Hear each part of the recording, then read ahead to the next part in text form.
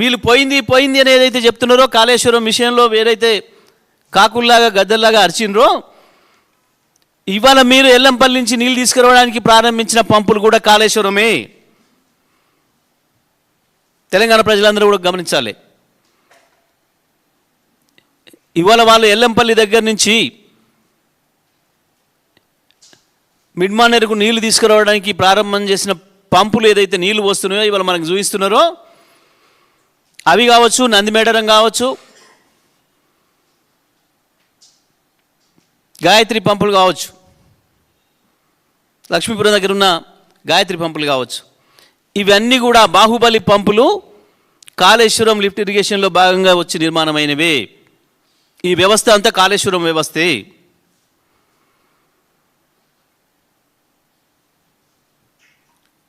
మేము డిమాండ్ చేస్తున్నాం, ఇవాళ ఎల్లంపల్లి నుంచి వచ్చే నీళ్ళు 2-3 రోజుల్లో ఆగిపోయినా ఎందుకు అని అంటే అది కేవలం ఆ ప్రాంతంలో పడ్డ 100 కిలోమీటర్ల రేడియస్లో పడ్డ నీళ్ళతోనే ఇవాళ ఆ వచ్చిన నీళ్ళని ఎత్తి పోస్తున్నారు. పోయాలి, పోసి తీరాలి. మేము అంటుంది అదే.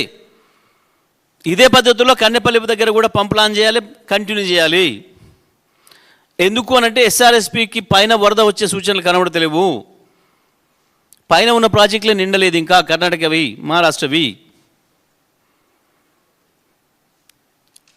పైననే నీళ్ళు రాలే ఇంకా. కాబట్టి ఏ పరిస్థితుల్లో కూడా ఈ వైపు నుంచి నీళ్ళు వచ్చే అవకాశం కనబడతలేదు. మేము మళ్ళీ డిమాండ్ చేస్తున్నాం, ఏదైతే మీరు ఇవాళ ఎల్లంపల్లి నుంచి నీళ్ళు తెస్తున్నారో ఎల్లంపల్లిలో నీళ్ళు అయిపోతే కన్నేపల్లి కూడా ప్రారంభం చేయాలి. ఎట్టి పరిస్థితుల్లో కూడా ఇక్కడ కొండపోచమ్మ బస్వాపూర్ వరకు నీళ్ళు తీసుకురావాలి. అక్కడ మాకు వరంగల్ జిల్లాలో మైలవరం, బయ్యన్నవాగు నుంచి సూర్యాపేట వరకు కూడా, కోదాడ వరకు కూడా నీళ్ళు ఇచ్చి తీరాలి తప్పకుండా. రైతాంగం అందరూ కూడా ఎదురు చూస్తున్నారు. మేము విద్యుత్ విషయంలో కూడా మళ్ళీ డిమాండ్ చేస్తున్నాం, మళ్ళీ 24 గంటల విద్యుత్తును పునరుద్ధరించాలి. మీరు చెప్పకుండానే 12 గంటలకు 11 గంటలకు తగ్గించిండ్రు.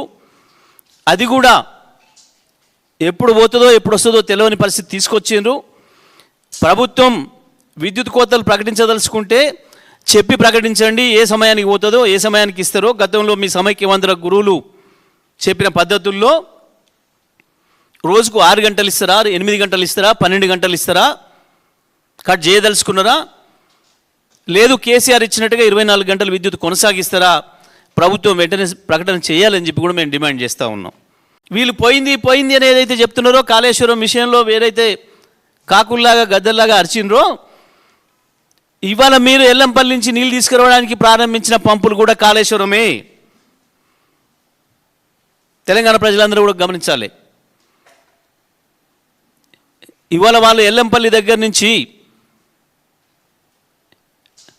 మిడ్మానేరుకు నీళ్లు తీసుకురావడానికి ప్రారంభం చేసిన పంపులు ఏదైతే నీళ్లు వస్తున్నాయో ఇవాళ మనకు చూపిస్తున్నారో అవి కావచ్చు, నందిమేడరం కావచ్చు, గాయత్రి పంపులు కావచ్చు, లక్ష్మీపురం దగ్గర ఉన్న గాయత్రి పంపులు కావచ్చు, ఇవన్నీ కూడా బాహుబలి పంపులు కాళేశ్వరం లిఫ్ట్ ఇరిగేషన్లో భాగంగా వచ్చి నిర్మాణమైనవే. ఈ వ్యవస్థ అంతా కాళేశ్వరం వ్యవస్థే.